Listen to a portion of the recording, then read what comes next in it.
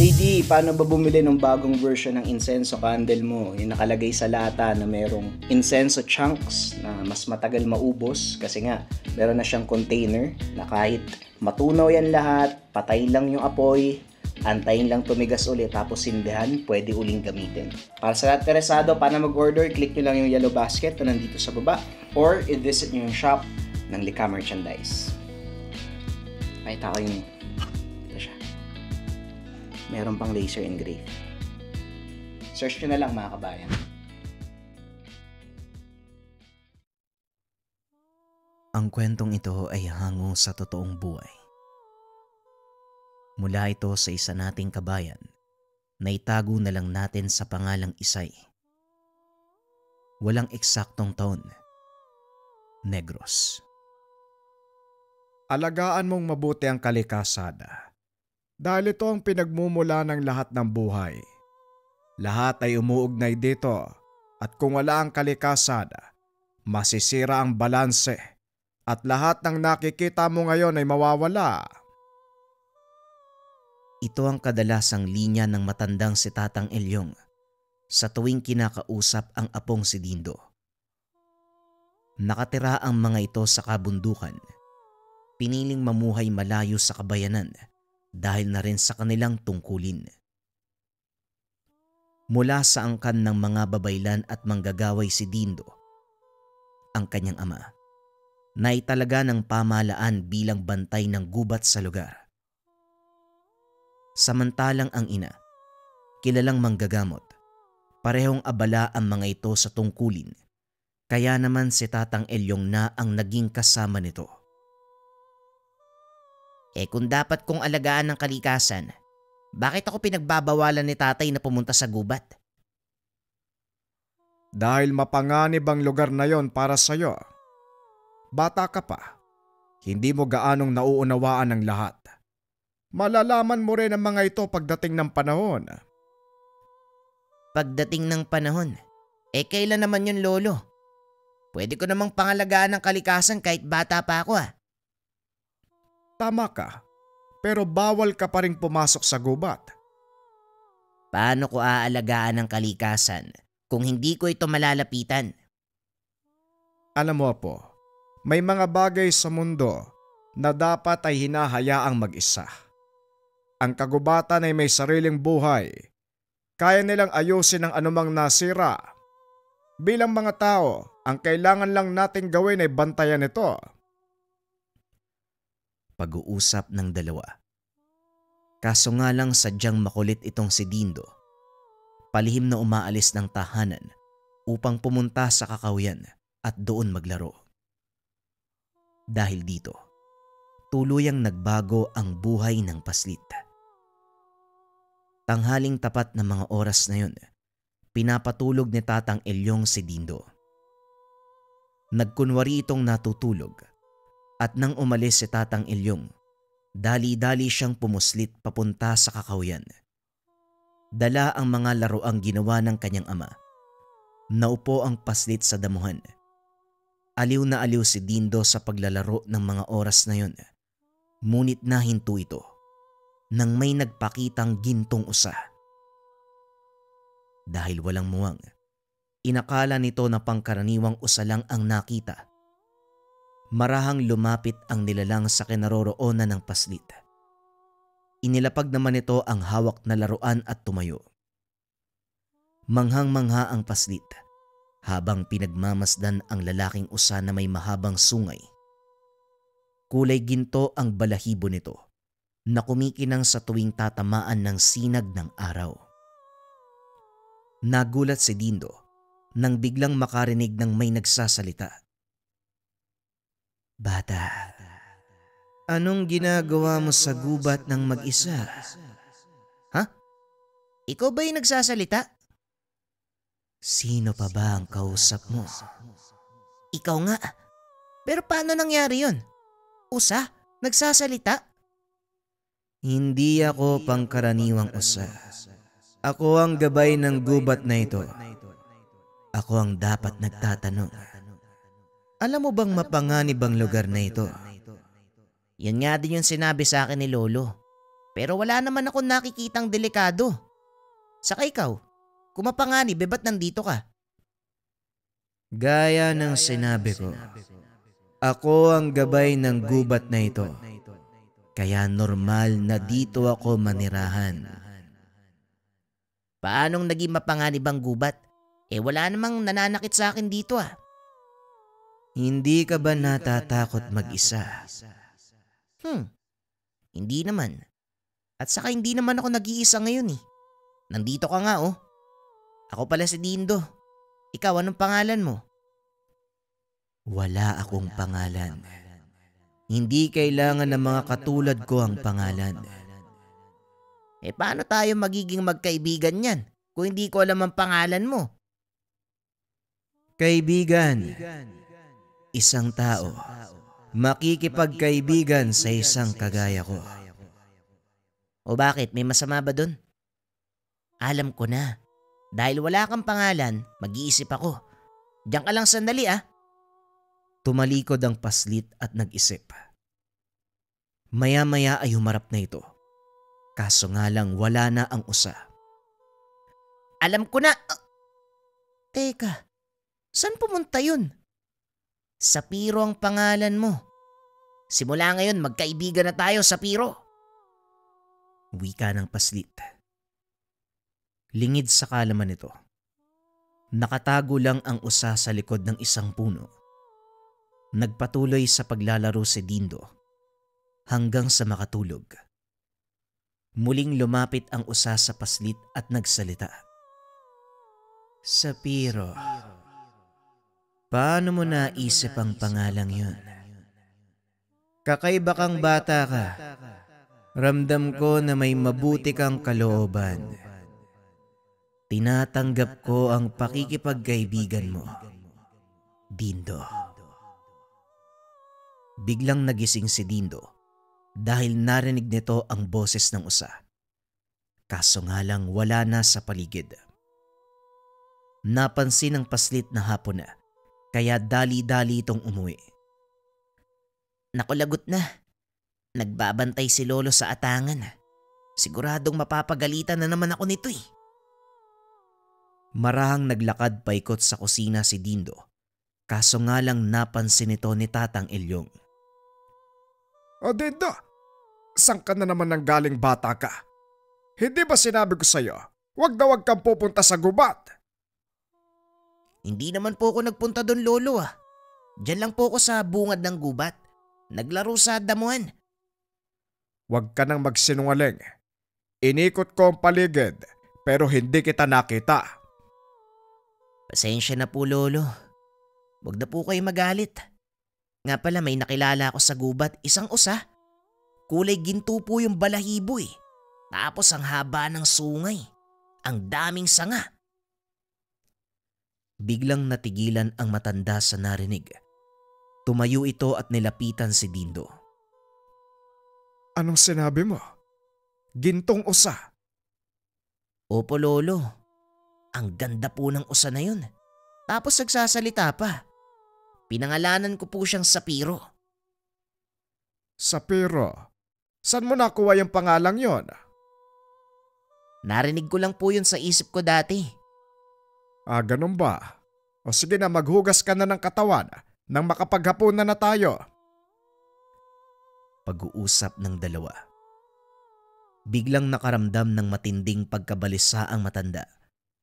Dahil nag-aalala ito sa mga sinabi ng apo.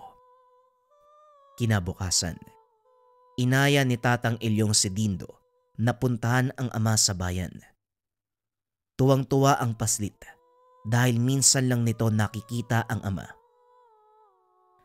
Pagdating sa tanggapan, kagad yumakap si Dindo.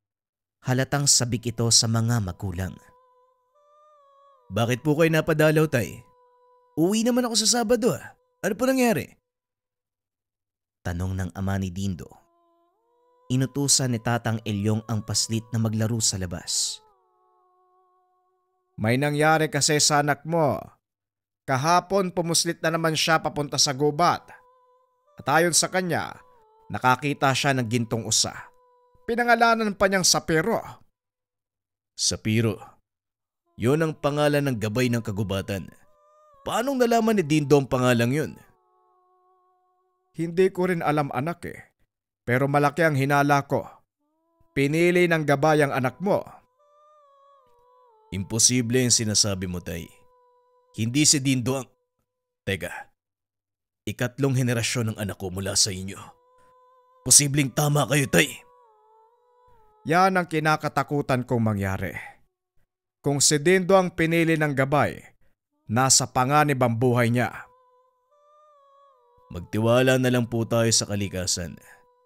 Alam kong hindi nito hahayaang mapahamak si Dindo. Kailangan malaman ni Miriam ang lahat. Pero teka, paano si Dindo?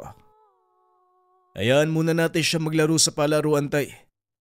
Malapit lang naman dito ang bahay namin ng nanay niya. Hindi isinama ni Ismael ang paslit. Sa kadahilanang hindi nito maaring makita ang ginagawa ng ina. Pagdating sa tahanan ni Miriam, kaagad sinabi ni Ismael ang nangyari sa anak. Sigurado ko ba sa sinasabi mo, Tatay Elyong? Kahit kailan, hindi nagsinungaling o gumawa ng kwento si Dindo. Kaya masisiguro kung yon ang nangyari sa kanya. Kung ganun, maaaring siya nga ang pinili ng gabay. Ikatlong henerasyon si Dindo mula sa aking ama at ganun din sa'yo. Ismael, kailangang matutukan ng anak natin. Hindi na mapipigilan ang paglabas ng kanyang kakayahan. Ganon din ang mga nilalang na naghahangad na patayin siya. Ako nang bahala. Sa ngayon umasa kayong walang mangyayaring masama sa bata. Siguradong hindi siya papabayaan ni Sapiro. Matapos ang pag-uusap, binalikan ng mag-ama si Dindo. Naroon pa rin sa palaruan, malapit sa tanggapan ng ama. Uuwi na kami, Ismael. Sikapin mong makarating sa atin sa Sabado nang sa ganon magabayan mo ang anak mo. Opo, Tay. Sige na po, malapit na magdilim. Baka gabihin kayo. Sige, Ismael. Dindo, halika na apo, umuwi na tayo. Dali-daling tumakbo ang paslit papunta sa ama at niyakap ito. Hindi ka po ba sasama sa amin, Tay? May mga trabaho pa akong dapat gampanan dito sa bayan, anak eh. Ilang araw na lang naman uuwi na ako. Sa ngayon, kayo muna ni Lolo Elyong magkasama. Paano po si nanay? Sasama din ba siya? Hindi ako sigurado pero kakausapin ko siya. O siya, tama na yan. Gagabi na tayo, Dindo. Matapos ang pag-uusap, tumuloy na ang dalawa sa pag-uwi. Hindi naman kalayuan ng tahanan, kaya maliwanag pa nang makarating ang mga ito. Huwag ka nang lumabas, Dindo. Papalubog na ang araw. Maraming lamok sa paligid. Opo, Lolo. Dito lang naman ako sa bakuran eh.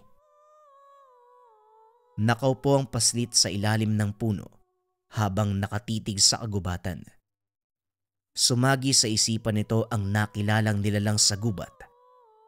Maya-maya pa, tinawag na ito ni Tatang Ilyong para maghapunan. Napapansin ko, kanina ka pa walang imik. Ano bang nangyari sa'yo? Po? Wala naman. Napagod lang po, Lo. Sige po, matutulog na ako. Kung sa bagay, malayo nga naman ang nilakad natin. O sige na, magpahinga ka na. Pumasok sa silid ang paslit.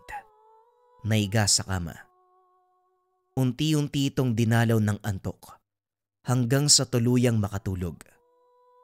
Ngunit hindi pa man nagtatagal, nagising ang paslit dahil sa matinding liwanag na tumama sa kanyang mga mata. Marahang idinilat ni Dindo ang mga mata. Nagulat ito dahil nakahiga siya sa damuhan. Umaga na ba? Kakapikit ko pa lang ha. Teka, nasan ako? Hindi to yung bahay ah. Nandito ka sa tahanan ko. Nasa panganib ang buhay mo, Dindo. Pinatawag kita rito para bigyan ng babala.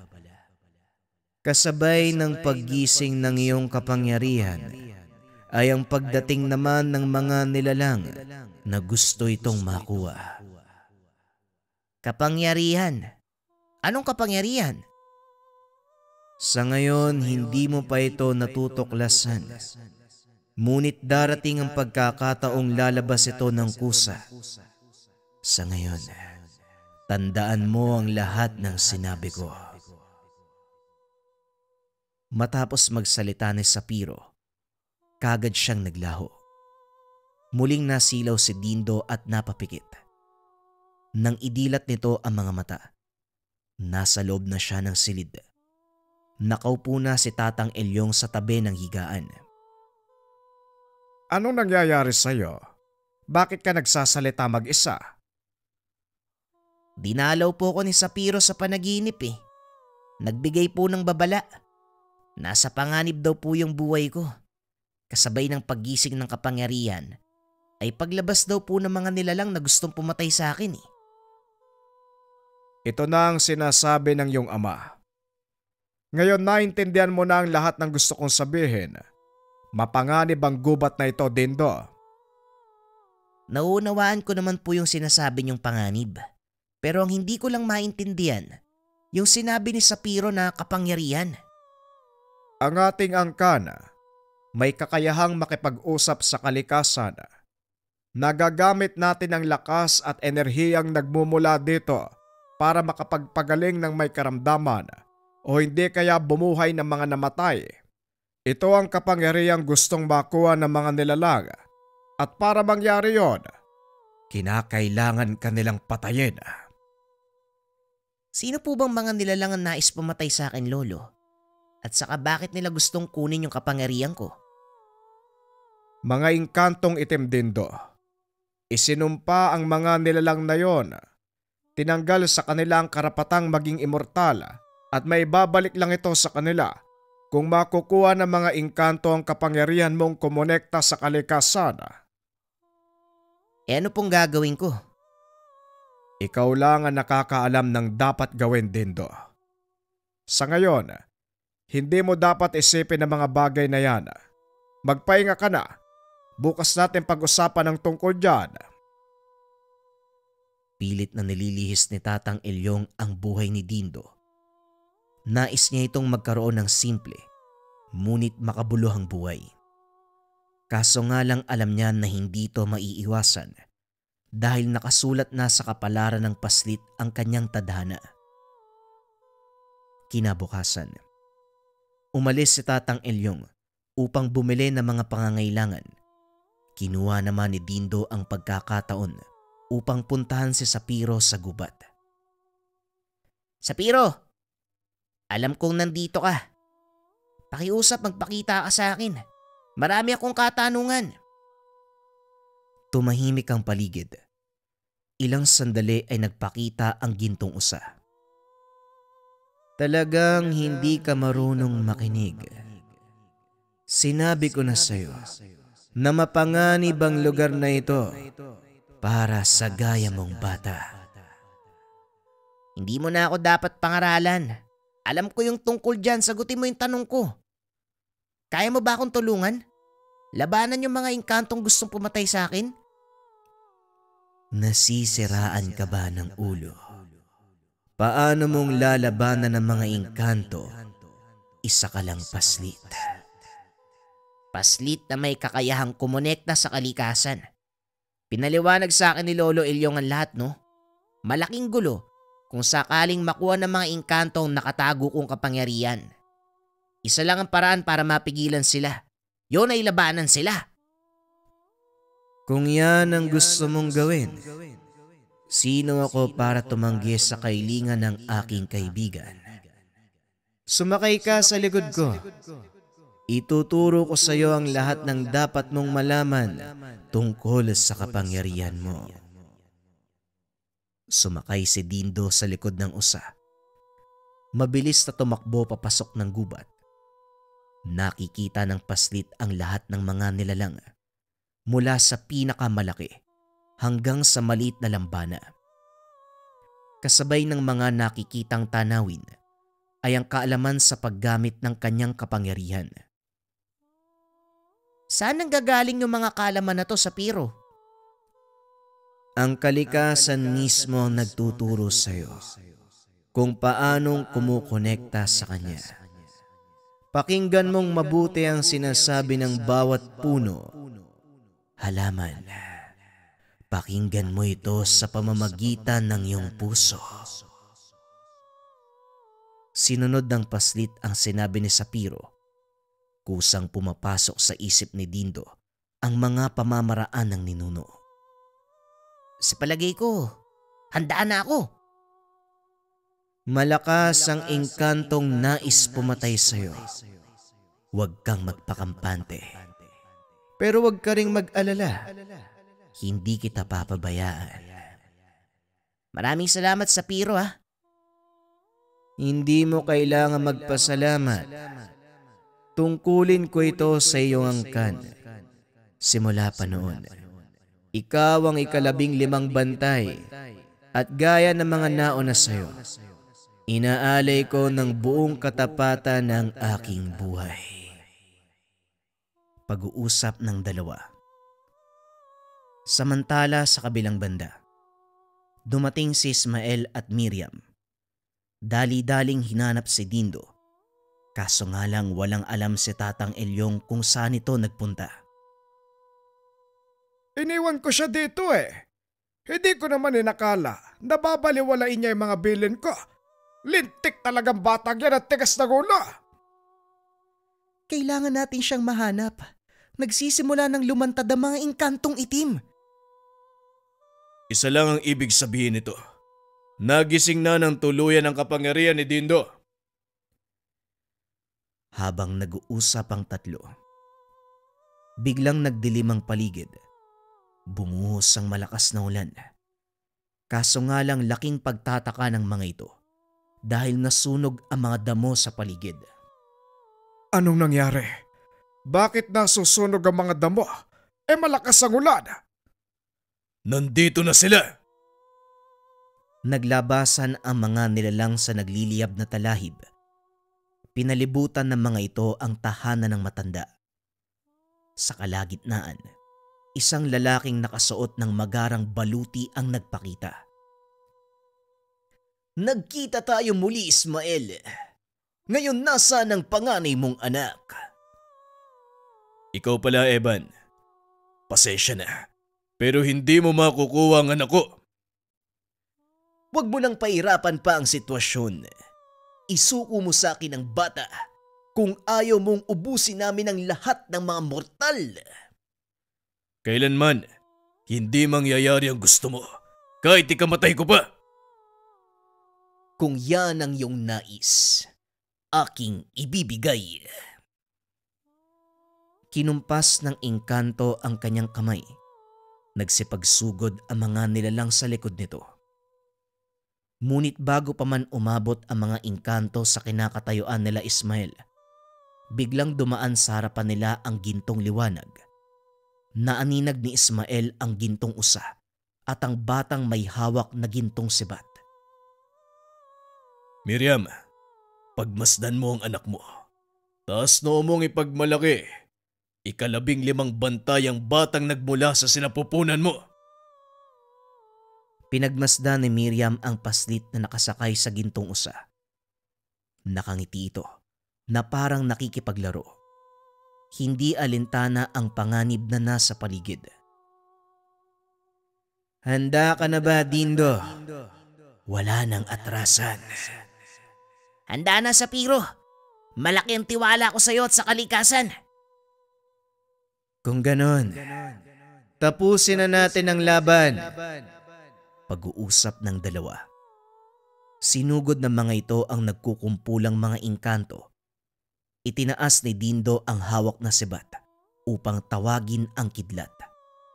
Bumulusok pababa ang malaking haligi ng liwanag na tumupok sa napakadaming kalaban. Sa palagay ko, nahuli ka ng dating Evan. Pagmasdan mo kung paanong masayang ang buhay ng kampon mo. Ito ang kapangyarihan ng totoong bantay. At sa palagay ko, kulang ang batalyon ng mga inkantong dinala mo sa mundong pinanggalingan ng aming angkan. Huwag kang magpapakasiguro dahil hanggat nabubuhay ako, patuloy ko kayong tutugisin kahit ilang saling lahi pa ang dumaan. Huwag ka masyadong kampante. Hindi ka nga sigurado kung mabubuhay ka pa eh. Wika ni Miriam, sabay turo sa likod ni Evan. Napalingon ang engkanto.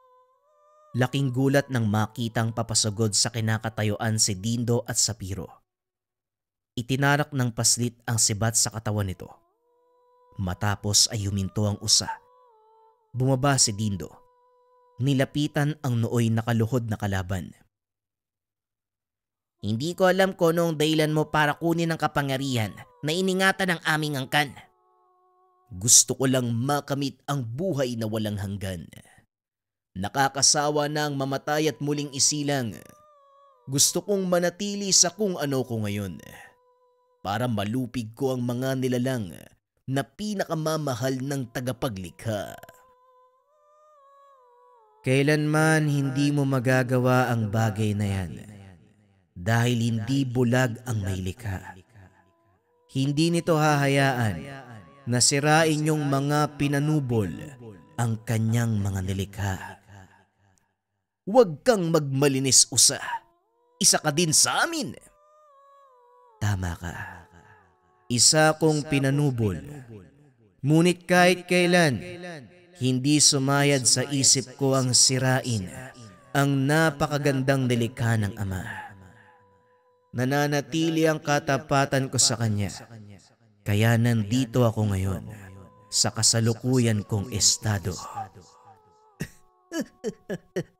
Ang sabihin mo, pinipilit mong gumawa ng mga mabuting bagay para lang kagiliwan ng may likha sa pagbabakasakaling pabalikin kanya sa kaharian ng langit. Kasama sa dakilang plano ang pagtapon sa ating mga pinanubol. Kung sana lang naunawaan mo ito, hindi ka magkakaganyan. Maunawaan.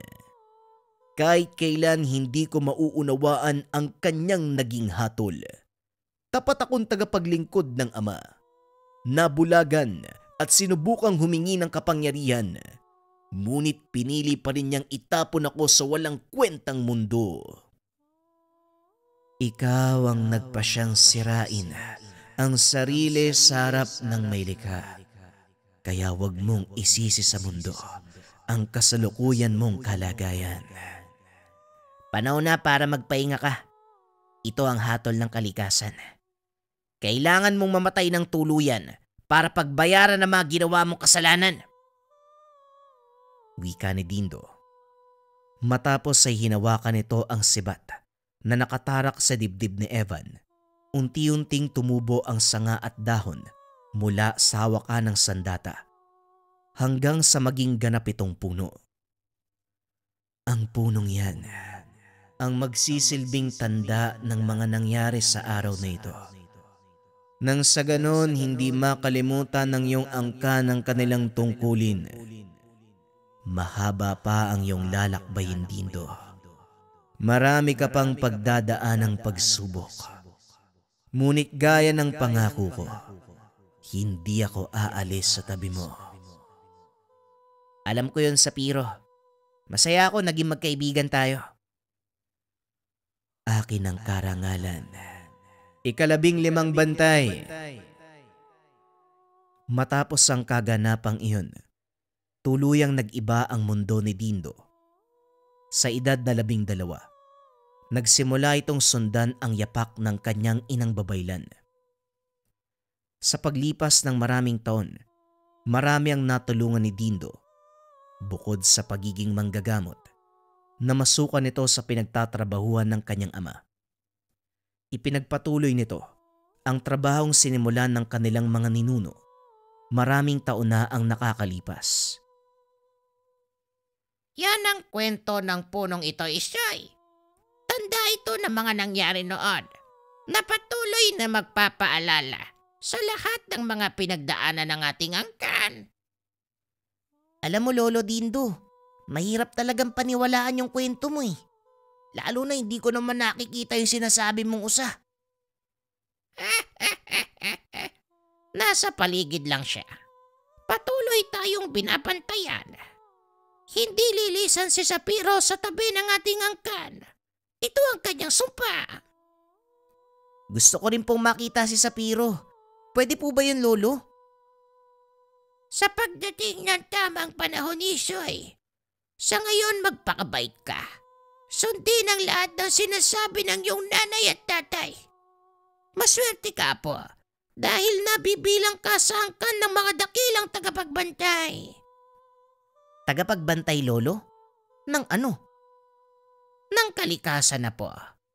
Ang pamilya natin ay naatasang mga laga sa kalikasan. Sinasabi ko ang lahat ng ito sa iyo dahil gusto kong mahalin mo rin at alagaan ang kalikasan. Dahil ito nagbibigay ng buhay sa ating lahat. Kung wala ang kalikasan, wala din tayong mga tao. Alam ko po yan, Lolo. Huwag ka mag-alala. Sisikapin ko pong sundan ng yapak nyo. Sige na po, matulog na kayo. Gabi na oh. Ikaw ang dapat matulog nang sa ganon. Dalawin ka sa panaginip ng aking kaibigang si Sapiro. Sana nga po, Lolo. Gusto ko pong makita yung gintong usa. Titignan ko kung gaano siya kaganda gaya ng sinabi nyo. Huwag kang mag-alala, Apo. Darating ang panahon. Magpapakita yan sa'yo. Sige na, pumasok ka na sa kwarto. Lingid sa kalaman ni Isoy na yun na ang huling beses na makakausap ang matanda. Kinabukasan, bumalik ang paslit sa silid ng matanda, ngunit wala na ito roon. Sa sobrang pag-aalala, nag-ikot ito sa paligid hanggang sa marating ng paslit ang malaking puno ng lamyo. Saan kaya nagpunta si Lolo Dindo? Magpakita ka naman oh. Wika ng paslit. Maya-maya meron siyang narinig na nagsalita mula sa likuran. Sinong hinahanap mo dito, Isoy? Wika ng bata. Kaboses niya ito. Sino ka? At saka bakit mo ko kilala? Tanong ni Isoy. Hindi na mahalaga kung sino ko. Balang araw, matutuklasan mo din ang tungkol sa bagay na yun. Huwag mo na siyang hanapin. Tumawid na siya sa kabilang mundo. Kasama ng kaibigang si Sapiro. Nagulat si Isoy sa sinabi ng paslit. Wala itong kaalam-alam na ang kausap niya ng mga sandaling iyon. Walang iba kung hindi ang batang si Dindo. Matapos magsalita, unti-unti itong naglaho. Kinusot ni Isoy ang kanyang mga mata sa pag-aakalang namamalikmata lamang. Nang muling dumilat, hindi na nito nakita ang bata. Dali-daling umuwi si Isoy. Diretso itong pumasok sa silid ng matanda. Hinulungkat nito ang mga lumang larawan at doon nakita ang paslit na nakausap sa kakahuyan. Nanayo ang balahibo ni Isoy dahil napagtanto niya na ang kausap kanina walang iba kung hindi ang batang si Dindo. Maya-maya ay narinig nito ang mga magulang na nag-iiyakan. Lumabas si Isoy. Nakitang nakaupo sa tumba-tumba si Tatang Dindo. Wala na itong buhay. Sa halip na malungkot, naging masaya siya dahil alam niya nasa mabuting kalagayan na ang matanda. Kahit papano, may naiwang alaala si Dindo Sapo. Ito ay ang kwento ng kanyang pakikipagsapalaran nang minsan siyang hirangin bilang 15 bantay ng kalikasan. Bagong kwento pa rin ang susunod mga kabayan. Ito ay tungkol sa pinakamalakas na kabal kontra sa kuko ng pusa. Simulan na ang kwento. Ang kwentong ito ay hango sa totoong buhay. Mula ito sa isa nating kabayan na itago na lang natin sa pangalang Ben. Walang eksaktong taon.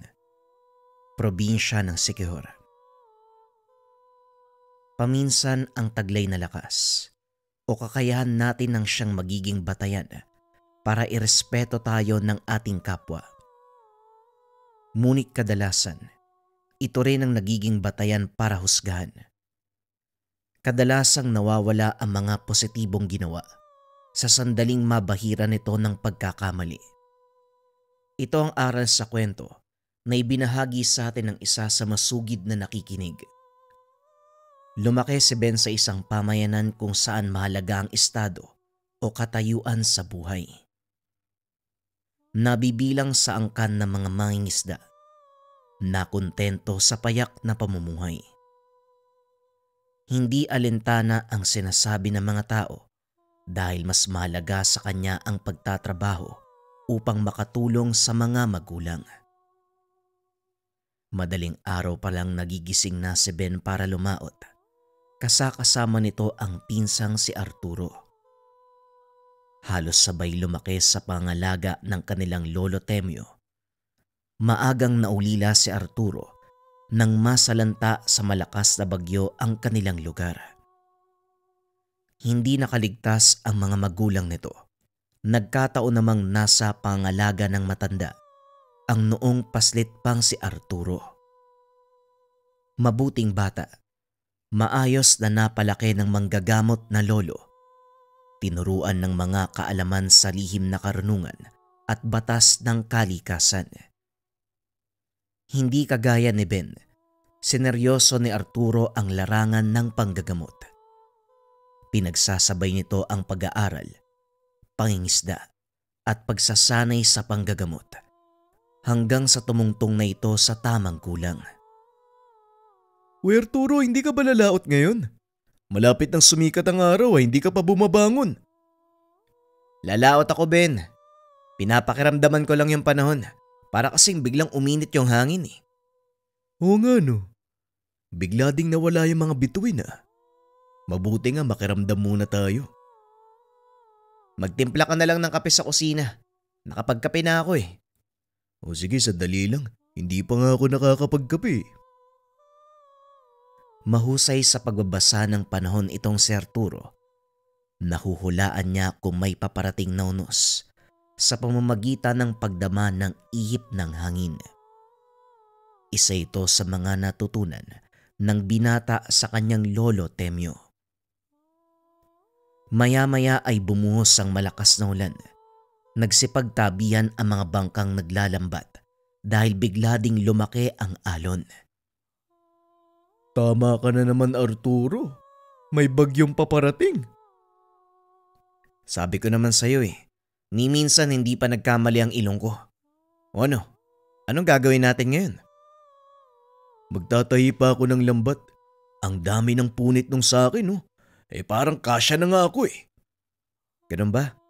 Yung sa akin maayos pa naman yung lambat ko eh. Siguro tutulungan ko na lang muna si lolo sa panggagamot mamaya. Ilang sandali pa. Nagdatingan ang mga mangingisda. Ayon sa mga ito, dalawa sa kanilang kababaryo ang hindi nagawang makagilid bago pa lumakas ang alon. Kasalukuyang nawawala ang mga ito. Nagkatinginan ang magpinsan dahil ang pinakagusto nila tuwing may bagyo. Sinusuong ng mga ito ang malalakas na alon upang maghanap ng mga mangingisda na naiwan sa laot. Ano Arturo? Tara! Hindi mo na kailangang itanong yan. Mabilis na tumakbo ang dalawa papunta sa dalampasigan. Itinulak ang malaking bangka ng kanilang tiyo Salvador. Pipigilan pa sana sila ng mga tao, kaso nga lang wala silang magawa dahil tila hindi sila naririnig ng dalawang binata. Hindi alintana ni Arturo ang malalakas na alon. May kakaiba itong kakayahang makadama at makakita kahit pa sa pinakamalakas na hangin. Iliko mo sa bandang kanan, Ben. May natatanaw akong bangka. Dali-daling iniliko ni Ben ang sinasakyan. Hindi nga nagkamali si Arturo. Isang bangka ang nakita nilang palutang-lutang. Halos mapuno na ito ng tubig at may sakay na dalawang mangingisda. Walang pagdadalawang isip na tumalon si Arturo upang sagipin ang mga kapwa mangingisda. Itinali naman ni Ben ang bangka sa kanilang sinasakyan at hinila ito pabalik sa dalampasigan. Naghiyawan ng mga tao nang matanaw ang paparating na malaking bangka.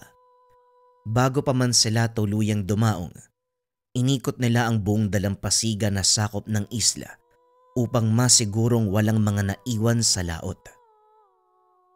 Ibang klase talaga kayong dalawa. Masaya ako nakapagligtas na naman kayo ng buhay. Pasensya ka na, Tiyo, kung di kami nagpaalam ha. Basta namin ginamit yung bangka mo sa laot. Ayos lang yun, Arturo. Kaya nga hindi ko tinatabi yung bangka ko kasi alam kong yan lang ang maaari niyong gamitin sa mga ganitong sitwasyon. O siya, magsipasok na kayo. Mukhang lalakas pa ng husto ang bagyo. Pag-uusap ng dalawa. Laking pasasalamat ng mga taong nailigtas ni Arturo at Ben. Ito ang katangiang hinahangaan ng lahat sa kanila. Walang takot na sumusuong sa panganib, makapagligtas lamang ng buhay. Hindi alintana ang mga maaaring mangyari, mas malaga sa kanila ang kaligtasan ng iba. Kayo ang usap-usapan ng mga tao sa bagsakan ng isda. Kesyo wala daw kayong takot Hangang-hanga sila sa tapang nyo. Ano walang takot? Kung alam lang nila, halos lumuwa na yung atay ko habang nag-iikot sa dagat Ako din, Tay. Alam mo ba sa tuwing gagawin namin yun ni Arturo, hindi na ako maasang makakabalik kami ng buhay sa dalampasigan. Pero malakas kay bossing tong pinsang ko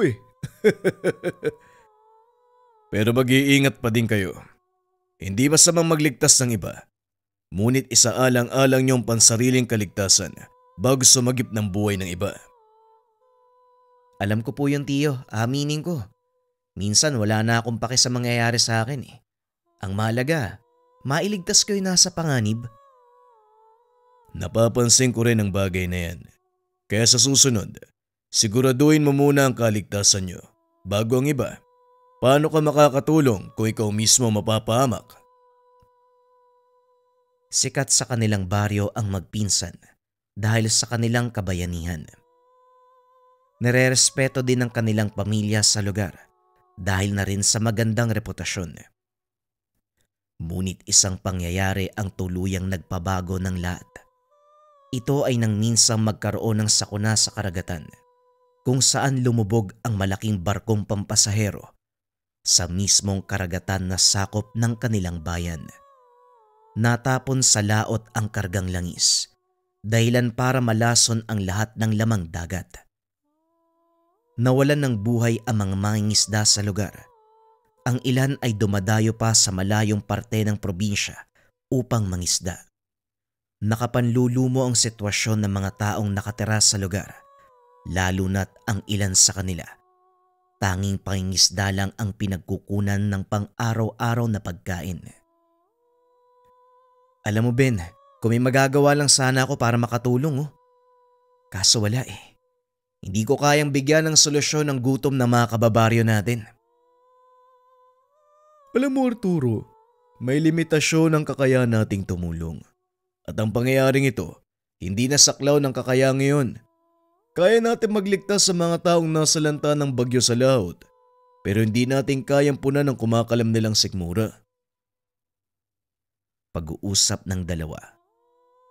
Nakaupo ang mga ito sa dalampasigan habang pinagmamasdan ang walang katao-taong dagat. Puno na rin ng maitim na langis ang buhangin. Habang nag-uusap ang magpinsan, isang ginang ang lumapit sa kanila, humingi ng tulong. Dahil ilang araw nang hindi nakakauwi ang kanyang asawa galing sa pangisda. Arturo, mabuti naman nandito kayo. Sana matulungan nyo kami. Si Nato ilang araw nang hindi nakakauwi. Kasama ang mga kapatid niya Ang huling sinabi, dadayo sila sa kabilang bahagi ng isla upang mangisda. Pero hanggang ngayon hindi pa rin siya nakakauwi. Ganun po ba, Aling Mildred? Sandali lang po. Magpapaalam lang po kami kay Tio Salvador. Halika na, Ben. Kausapin muna natin ang tatay mo. Maraming salamat, Arturo. Tatanawin ko malaking utang na loob kung sakaling maibalik niyo ang asawa ko. Huwag po kayo mag-alala, Aling Mildred. Gagawin po namin ang lahat. Dali-daling umalis ang dalawa papunta sa tahanan nila Ben. Kinausap ng mga ito si Salvador. Walang pagdadalawang isip na pumayag ang Ginoo. Walang problema sa akin. May ilang galong krudo pa ang nakaimbak sa likod ng bahay. Ang mabuti pa, dali nyo yung 2 o 3 sa mga yun. Sigurado nga abutin kayo ng ilang araw sa laot. Maraming salamat po, Tiyo. Sige po, ikakarga po namin sa bangka mga krudo. Matapos makausap ang tiyuhin, umuwi sa kanilang tahanan si Arturo upang magpaalam sa kanyang lolo Temyo. Mag-iingat lang kayo, Arturo. Huwag mong kakalimutan na dalhin ang bertod na binigay ko sa'yo. Alam mo kung gaano kadelikado ang laot. Opo lolo, maraming salamat po. Tutuloy na po kami. Dali-daling tumakbo ang binata pabalik sa dalampasigan. Naroon na si Ben. Naikarga sa bangka ang kanilang mga dadalhin. Kaso nga lang lingid sa kalaman ni Arturo na mas malaking peligro ang kanilang kakarapin. Binaybay ng mga ito ang karagatang sakop ng kanilang bayan. Nakita din ng dalawa kung saan lumubog ang malaking barko. Mula doon, nag-iba sila ng ruta upang hanapin ang mga nawawalang mangingisda. Kilala ni Arturo ang bawat bangka sa kanilang baryo, kaya kung sakaling mapadpad man ng mga ito sa isla, kagad nilang malalaman. Ilang oras silang nag-ikot sa laot. Tanghaling tapat na ng mga sandaling iyon nang mamataan ng binata ang bangka na pagmamay-ari ni Mang Nato. Nakasadsad ito sa buhanginan na sakop naman ng kabilang isla. Ayun Ben, idaong mo. Nakita ko yung bangka nila Mang Nato. Dali-daling idinaong ni Ben ang bangka.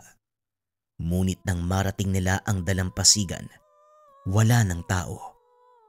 Napakaraming butas na parang tinaddad ng bala. Ano kayang tumama sa bangka ni Mang Nato? Bakit dito sila napadpad?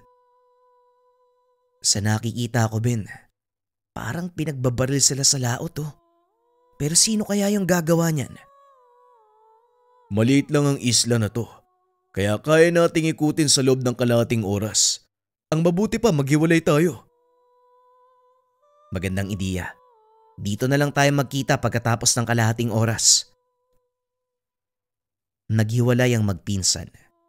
Sinimulang hanapin ang nawawalang kababaryo. Ilang minuto pa ang nakalipas. Nakaamoy ng parang nabubulok na laman si Arturo. Sinundan niya ito. At doon tumambad ang patay na katawan ni Mang Nato. Dali-dali nitong tinawag si Ben na noon ay natagpuan din ang katawan ng 2 pa nitong kasama. Anong nangyari sa kanila? Tignan mo Arturo. Puno ng butas yung katawan ni Mang Nato. Parang pinaulan na ng bala.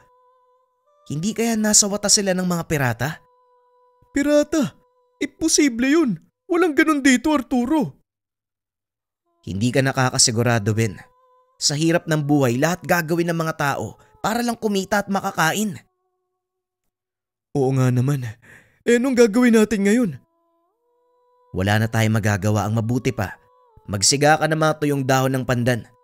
Tipunin natin ang abo. Isasaboy natin sa katawan nila Mang Nato nang sa ganun, hindi mangamoy ng todo. Dinala ng 2 binata pabalik ng isla ang katawan ng 3 mangingisda. Nang makita ito ni Aling Mildred, nawalan ito ng malay. Hindi makapaniwalang patay na ang asawa. Ano sa tingin niyo nangyari sa kanila? May hinala po kami ni Arturo na piratang may gawa nito. Puro butas po yung bangka ni Mang Nato eh. Parang pinagbabaril. Pirata. Sa palagay niyo may maniniwala ba sa sinasabi mo? Imposibleng piratang may gawa nito sa kanila. Walang pirata sa lugar natin. Yan nga din po yung sinabi ko sa kanya. Pero may punto si Ben, tiyo. Maaaring piratang may gawa niyan. Siguro malalaman natin yan sa mga susunod na araw. Kung talagang piratang may gawa nito kay Mang Nato, hindi malayong salakay nila ang baryo natin. Kailangan maganda. Kakausapin ko si Kapitan. Teka, sandali lang tiyo, paano kung mali kami? Mas mabuti siguro, hindi na muna malaman ng mga taon tungkol dito. Manatili lang tayong alerto. Yun lang ang gagawin natin sa ngayon. Matapos ang pag-uusap, nanatiling nakabantay ang magpinsan sa paligid. Nagsalitan ang mga ito kasama si Salvador. Naging mapayapa naman ang lahat sa loob ng ilang gabi. Nairaos din ng matiwasay ang lamay ni Mang Nato at ng mga kasama nito. Hanggang sa isang araw, may kahina-hinalang napansin si Ben sa dalampasigan. 3 malalaking bangka ang paparating. Alam ng binata na wala ng mga ngisda na lumalaot mula sa kanilang baryo at wala na ring dumarayo para mangisda dahil sa langis na nagkalat sa tubig. Dali-daling tumakbo si Ben papunta kay Arturo at sinabi ang nakita. Tumayo ang binata mula sa kinahihigaan. Dinampot ang sagwan. Nagtungo sa dalampasigan. Bumalik ka sa tahanan niyo. Sabihan mo si Tio Salvador. Tahimik niyong ilikas sa mga tao. Ilang minuto lang. Nasa dalampasigan na natin sila. Teka, sandali lang. Sigurado ka bang mga pirata yung laman ng bangka? Hindi ako maaaring magkamali, Ben. Hindi taga rito ang mga bangka na yan at wala akong nakikitang bandila ng pagkakakilanlan. Pero anong gagawin mo? Huwag mo sabihing harapin mo sila na mag-isa. Kung kinakailangan. Pero hinihiling ko sana wag nang umabot sa ganung punto. Pag-uusap ng dalawa. Hindi nagdalawang isip si Arturo. Haharapin ang paparating na panganib. Dahil maliban sa kakayahan sa panggagamot, meron siyang tinatagong lakas, ang bisa ng tangang gamit. Ilang sandali pa ay dumating si Salvador.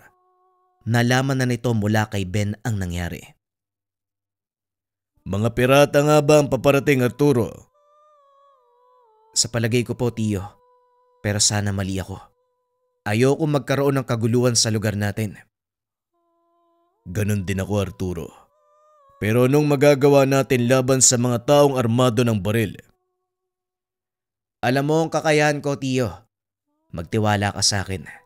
Dahil hindi ko hahayaang makalampas ang mga yan kung sakaling nandito sila para manggulo. Sana lang wala silang dalang pusa. Sige na, alis muna ako. Kailangan mailikas sa mga tao. Babalaan ko din sina Kapitan. Kaunting kaalaman. Ang bertud ng pawikan. Isang uri ng mutya na nagbibigay ng depensa sa may tangan. Hindi to tinatablan ng kahit anong sandata. Pero may isa itong kainaan. Ang kuko ng pusa. Balik tayo sa kwento. Ilang sandali lang ang nakalipas. Dumaong na ang unang bangka. Bumaba ang isang lalaki na may dalang baril. Naiwan ang 2 bangka sa dagat habang nakikiramdam. Ang lakas ng loob mong salubungin kami, bata. Sabihin mo sa akin, nasaan ang mga nakakatanda nyo? Bakit? Anong kailangan mo sa kanila? Sa palagay ko, mas mabuti kung sila ang kakausapin ko kaysa sa isang uhuging kagaya mo. Ngayon kung hindi ka alis sa aking harapan, pasasabugin ko ang ulo mo. Bakit hindi mo subukan?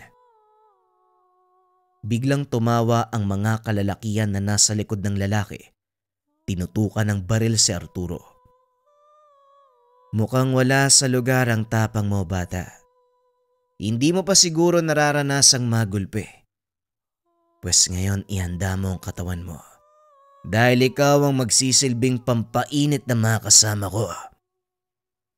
Kanina pa ako nag-aantay. Puro kadaldal. Matapos sabihin ng binata ang mga kataga, hinampas nito ng hawak na sagwan ang isa sa mga kalalakian, dahilan para pagbabarilin siya ng mga ito. Nagsigawan ang mga taong nakakita dahil alam nila tinamaan sa katawan si Arturo. Ngunit nang humupa ang alikabok at usok, tumambad sa kanila si Arturo. Nakayuko, puno ng butas ang damit, ngunit wala ni isang sugat sa katawan. Ano nangyari? Ubus sa ba ang mga bala nyo? Mukhang hindi kayo nakapaganda ng mabuti ah. Sa dami nyo, wala ni isang tumama. Mga inutil kayo. Wika ng lalaki. Itinutok nito ang baril sa ulo ng binata at pinaputok. Bagyang pumaling ang ulo ng binata dahil sa lakas ng tama ng bala. Pero kagaya ng una, wala pa ring sugat si Arturo. Alam mo, meron ka ring kakulitan ano? Hindi nga ako tinatabla ng bala o kahit anong sandata. Kaya nagsasayang lang kayo ng oras. Maya-maya dumating sina Salvador, Ben, kasama si Tatang Temyo. May sa demonyo ka. Hindi ako naniniwalang hindi ka tinatabla ng bala. Muli nitong itinaas ang baril. Akmang papaputukin sana, kaso nga lang hindi na siya makakilos. Nagkamali ka ng lugar na pinasok, pirata. Ngayon bibigyan kita ng pagkakataong umalis dito ng buhay. Kahit kailan, wag na wag ka nang babalik. Wika ni Tatang Temyo. Matapos ay kinalas nito ang binatong tigalpo. Natumba ang lalaki. Dali-daling inalalayan ng mga kasama.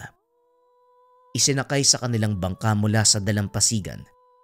Rinig ni Arturo ang sigaw nito sa mga kasama. Bilisan niya. Huwag na kayong tumuloy. May sa demonyo mga tao sa lugar na yan. Natawa si Arturo sa naging reaksyon ng pirata. Laking pasasalamat ng mga tao dahil nagawang pigilan ng binata ang posibleng kaguluhan. Mabuti naman nagawa mo silang itaboy, Arturo. Hindi na rin siguro babalik ang mga yun. Ayoko magpakampante, Ben. Malakas ang kutob ko na babalik pa ang mga taong yun.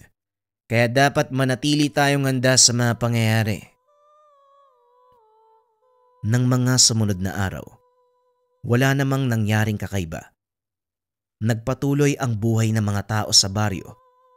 Kahit gaano kahirap ang kanilang kalagayan, kahit papano ay nagagawa pa rin nilang makaraos sa pang-araw-araw.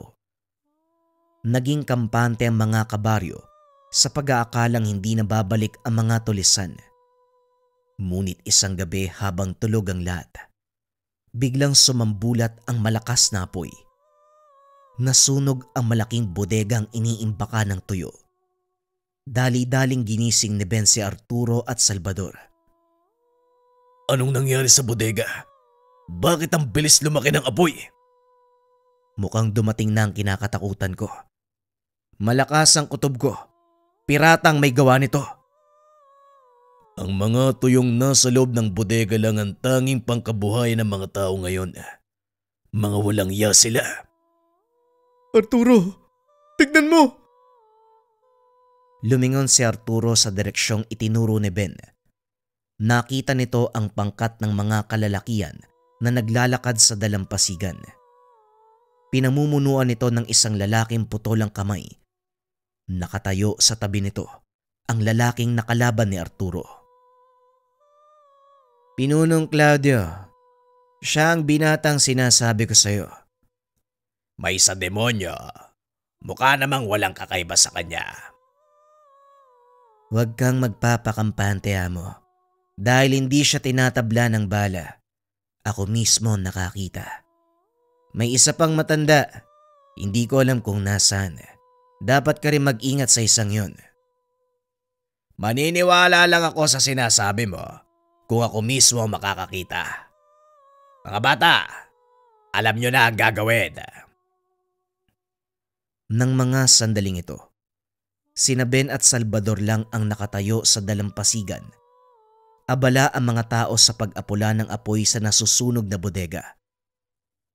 Ang buong akala ni Arturo, sila ang babarilin ng mga pirata. Ngunit nagulat nang ibaling ng mga tulisan ang atensyon sa mga taga-baryo. Walang tigil na nagpaputok ang mga tulisan. Maraming taga-baryo ang tinamaan.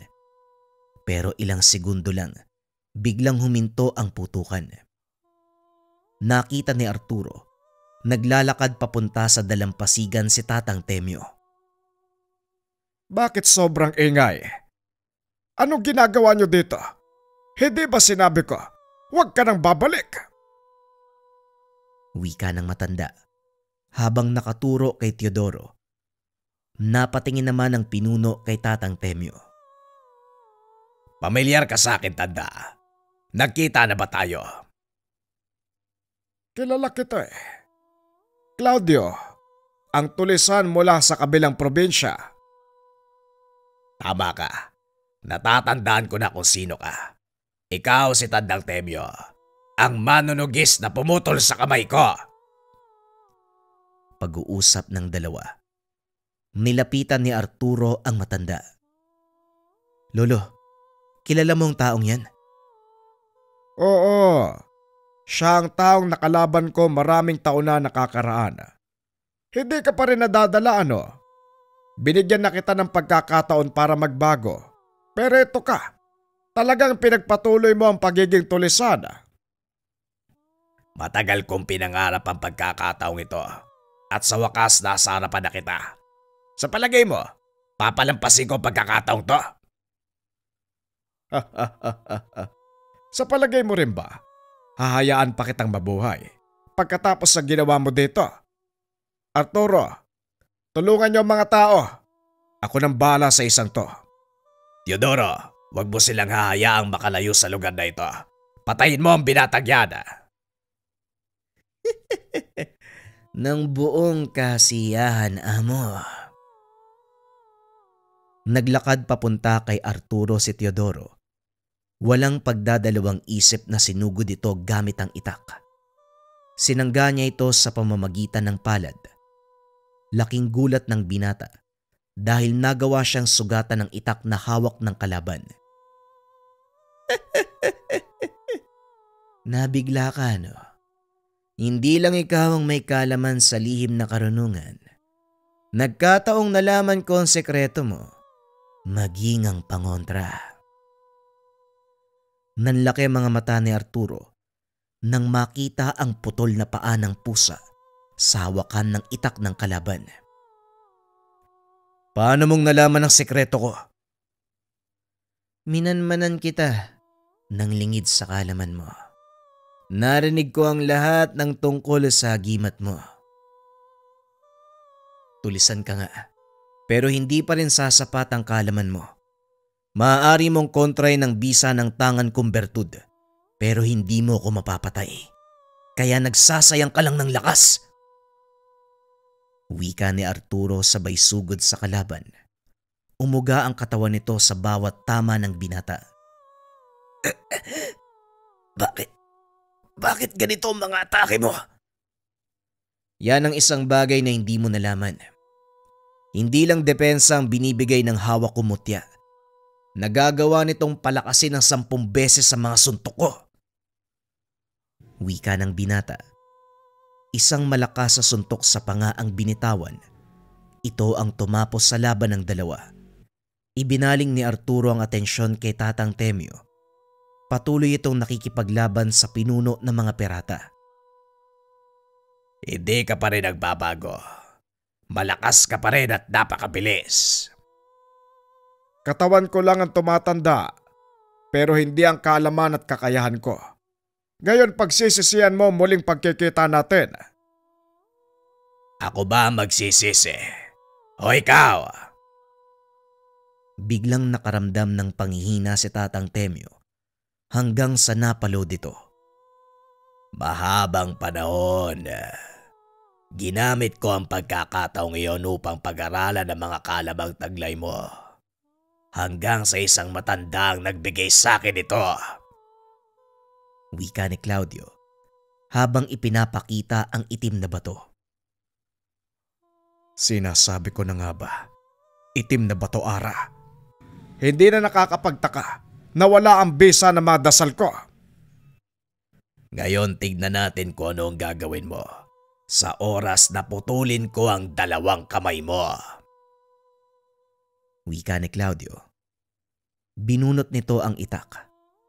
Ngunit lingid sa kalaman na nasa likod niya si Arturo, akmang tatagain sana si Tatang Temyo nang biglang iharang ng binata ang katawan. Nagulat si Claudio dahil tumalbog lang sa katawan ng binata ang hawak na itak. Biglang sinuntok ni Arturo si Claudio dahilan para matumba ito. Dinampot ni Arturo ang itak. Itinarak sa leeg ng pirata. Nang makita ng mga kasama nila ang nangyari kay Claudio at Teodoro, dali-daling nagtakbuhan ang mga ito pabalik sa kanilang bangka. Ngunit dahil sa langis na nagkalat sa tubig, hindi pa rin sila nakaligtas. Nang hagisan ni Arturo nang nagliliyab na kahoy ang mga bangka. Nagmistulang dagat na apoy ang paligid, ngunit maganda ang naging resulta. Dahil sa apoy, unti-unting nawala ang lasong pumatay sa pangkabuhayan ng mga taga-baryo. Sa paglipas ng panahon, unti-unting nanumbalik ang buhay sa karagatan. Muli ding bumalik ang hanap buhay ng mga mangingisda. Lalong tumaas ang respeto ng mga tao sa pamilya ni Arturo hanggang sa kasalukuyan at sa paglipas ng mga taon dahil sa pag-uudyok ng mga tao. Tumakbong kapitan ng binata. Nanalo ito dahil umatras ang mga katunggali. Pinamunuan niya ng maayos ang baryo. Pinagtanggol ang karagatan na pinagkukunan ng kabuhayan. Ito ay dahil sa kanyang tangan na bertud ng pawikan. JD, paano ba bumili ng bagong version ng insenso candle mo? Yung nakalagay sa lata na merong insenso chunks na mas matagal maubos kasi nga meron na siyang container na kahit matunaw yan lahat, patay lang yung apoy, antayin lang tumigas ulit tapos sindihan, pwede uling gamitin. Para sa lahat interesado, paano mag-order, click nyo lang yung yellow basket na nandito sa baba or i-visit nyo yung shop ng Lika Merchandise. Nakita ko yung ito siya. Meron pang laser engrave. Search nyo na lang mga kabayan.